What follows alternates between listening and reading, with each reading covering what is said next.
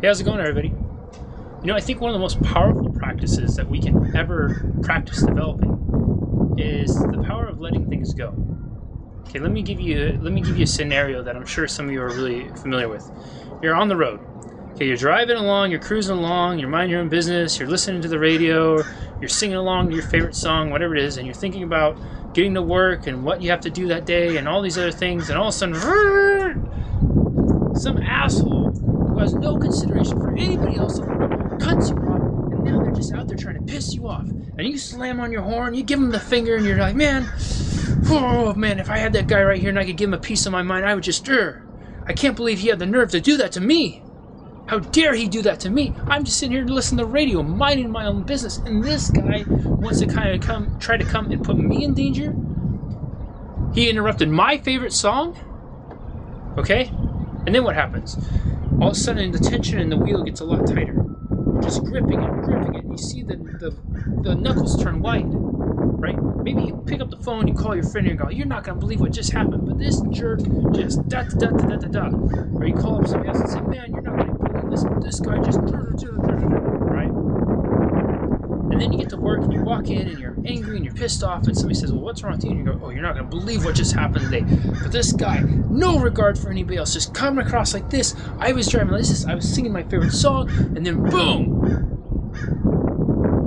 He tried to take me out. He tried to ruin my day." And they say, wow, I know what you mean. I had something like that happen too. People on the road, they just have no respect for anybody else. They could care less about anybody else. And then everybody gets in a huffy and a tizzy, and they're talking about it on the local watering hole. Everybody's gathered around the coffee pot just commiserating about this guy on the road and these other guys on the road and people on the road who just don't care about us. Now let's really think about that. Let's pause and just think for a second. That person who cut you off, of all the people on the road, did they wake up that day with a picture of you on their wall thinking, you know what, today is the day I am going to just go on the road and give John Doe the scare of a lifetime? Maybe not. Did that person, have they been sitting at home, rubbing their hands and licking their lips, just imagining when the opportunity is going to arise that they could go on the road and ruin John Doe's day? Highly unlikely. I guess there's a chance, but probably not. The point is we really don't know what was going on in that person's life. We can assume that they're just there disregarding our safety, trying to piss us off. Or we can assume, if we're going to assume something, that maybe they were in a hurry. Maybe there was an emergency. You know, I'll never forget in fourth grade, my fourth grade teacher telling me this story about how one year he got a phone call that his house was on fire. And he jumped on the road and he took off, and he was just driving over 100 miles an hour trying to get home because he was just fearful. He's fearful of all the things that were important to him. He had sentimental things, parts of his family were in there. So he's trying to get home to save what he could. And he had no regard for anybody or anything else on there because he was so focused on just trying to get home because he was terrified. And I often think about that when somebody cuts me off on the road. Maybe their house is on fire. You see, we don't really know what's going on in that person's life. But what we do know is how we allow it to affect our life. If we hold on to it, if we make it personal, if we make it about us, it doesn't affect them, it only affects us. Why rob yourself of the opportunity to have an amazing day? Why rob yourself of the enjoyment of cruising down the road? Why rob yourself of having just smiles and sunshine as opposed to bringing in dark clouds and anger? Why? Let it go.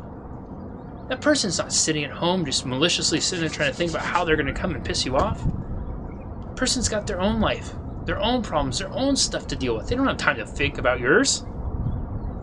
You know, I think it's so funny that sometimes we get so selfish in ourselves that we think that we're the most important person in the world, that everybody else is thinking about us too. It's not the case at all.